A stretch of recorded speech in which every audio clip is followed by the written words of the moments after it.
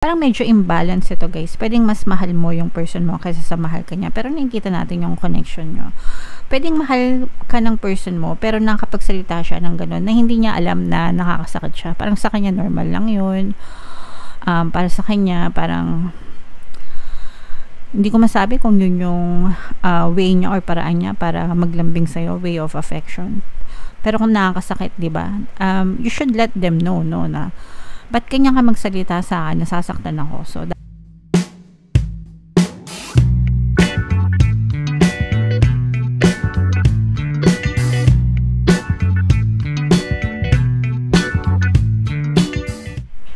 hello guys, hello Aries, welcome back to Pinay Pixie Tarot.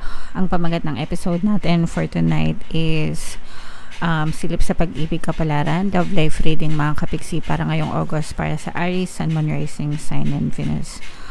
Pwedeng ma-pick up yung energy nyo guys, pwedeng ma-pick up yung energy ng person nyo. Roles can be reversed.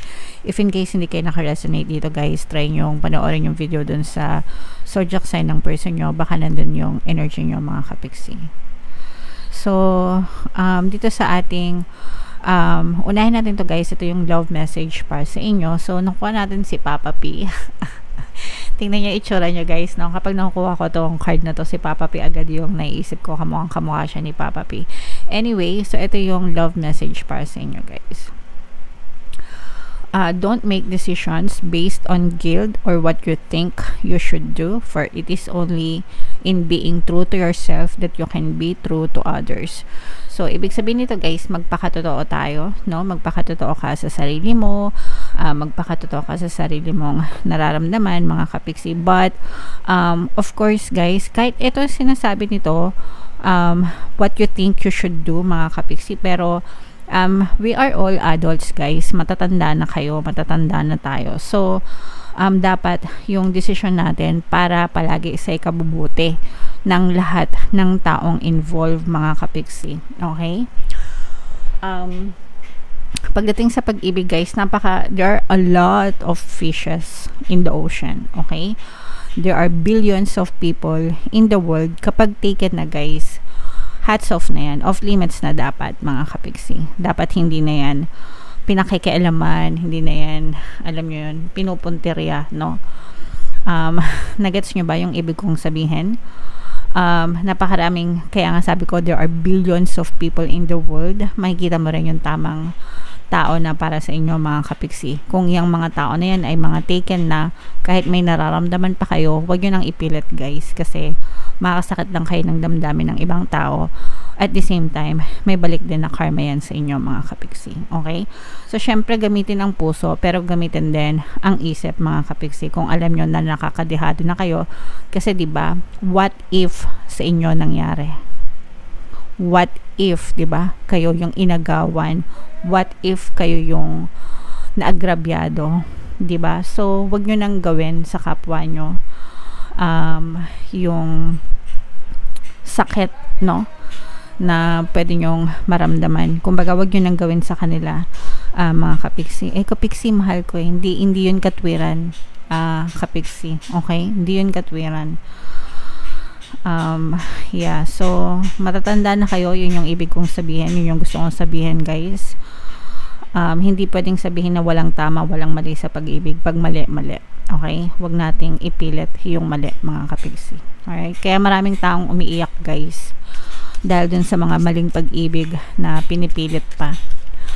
Tingnan natin yung mga situation, no? Energy sa mga situation nyo guys. Comment down below if naka-resonate kayo. So, meron tayong partying energy mga kapiksi. Meron din tayong soulmates. Wow. And meron din tayong the golden mirror.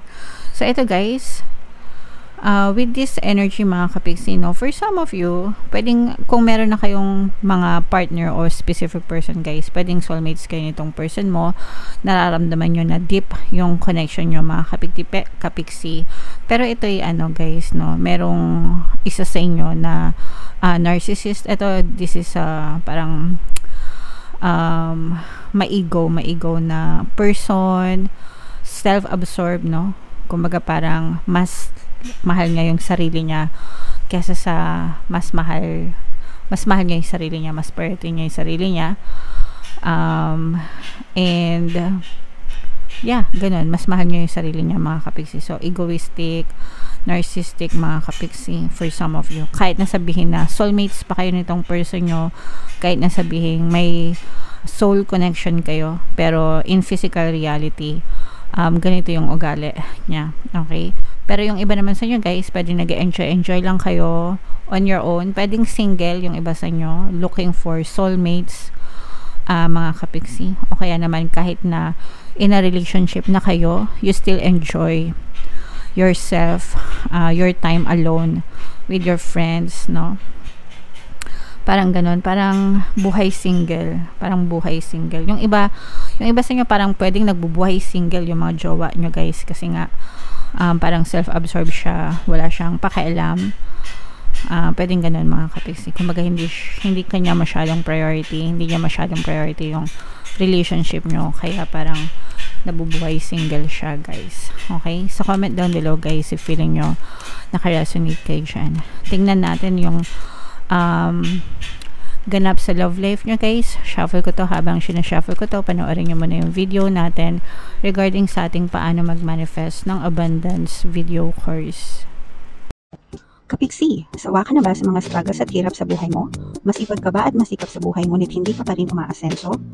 Ilang beses ka na bang nag-attempt mag-negosyo at mag-invest pero palagi ka pa rin nalulugi? Sa pagkakataon na ito ay maaaring may subconscious beliefs ka na nagiging balakid sa iyong pag-unlad at pagyaman. Introducing, paano mag-manifest ng abundance video course. Dito ay matututunan mo ma-overcome ang mga balakid mo para tuluyan ka ng umunlad, umasenso, sumagana, maging matagumpay, successful at maswerte sa iyong kabuhayan, pera, trabaho, negosyo sa labi at kaperahan ng bonggang-bongga. Dali, mag-send na ng email sa pinoypixie@gmail.com at simulan na ang iyong pagyaman ngayon. Alright, so sa lahat ng gusto mag-avail ng course, guys, mayroon tayong 500 pesos na discount until July 31, mga kapiksi. So mag-avail na kayo niyan.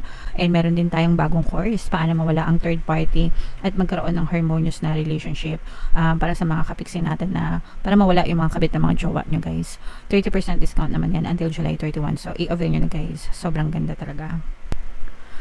Alright, so Aries, guys, kaya ay na-represent ng Queen of Wands. Ito yung ating love energy, mga kapiksi. So this is both positive and negative. Yung nakikita natin na ito, guys, no, na medyo self-absorbed itong person nyo, parang medyo mataas yung ego niya. Nakikita natin yan dito sa relationship nyo, mga kapiksi. Okay, na parang unti-unting nare-reveal sa inyo yung pagkatao nito. Pwedeng yung iba sa inyo parang lumabas lang ito, guys, nung nagsama na kayo ng person nyo. Okay, pero nung hindi pa kayo nagsasama, parang may mga signs na kayo na nakikita na ganyan yung person nyo, mga kapiksi, pero baka tinitiis nyo lang, or baka meron kayong paniniwala na baka magbago siya kapag ka nagkasama na kayo. Pero nung nagkasama kayo, mga kapiksi, parang mas lalong doon nyo nakita na ganun talaga yung ugali nitong person nyo, and parang sa inyo nagpapahirap siya ng kalooban nyo, mga kapiksi, no? Parang lahat ng, at saka yung iba sa inyo, guys, parang hindi nyo nakakalimutan lahat ng sakit na ginagawa sa inyo ng person nyo.